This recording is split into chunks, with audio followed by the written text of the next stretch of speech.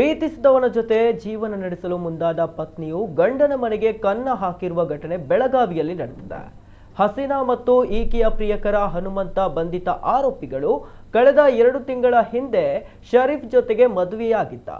ಆಕೆ ಪ್ರಿಯಕರನ ಜೊತೆ ಸಂಪರ್ಕದಲ್ಲಿದ್ದು ಕೊನೆಗೆ ಪ್ರಿಯಕರನ ಜೊತೆ ಓಡಿ ಹೋಗುವ ಪ್ಲಾನ್ ಮಾಡಿದ್ದಾಳೆ.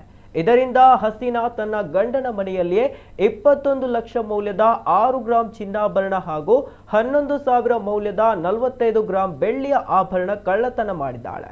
ಈ ಬಗ್ಗೆ ಮೊದಲು ದಿಲ್ಶಾನ್ ಎಂಬುವರು ಪೊಲೀಸರಿಗೆ ದೂರು ನೀಡಿದ್ದು, ಕೆಲವೇ ಗಂಟೆಗಳಲ್ಲಿ ಪೊಲೀಸರು ಆರೋಪಿಗಳನ್ನು ಸೆರೆ ಹಿಡಿದು ಅವರಿಂದ ಚಿನ್ನಾಭರಣಗಳನ್ನು ವಶಕ್ಕೆ ಪಡೆದುಕೊಂಡಿದ್ದಾರೆ.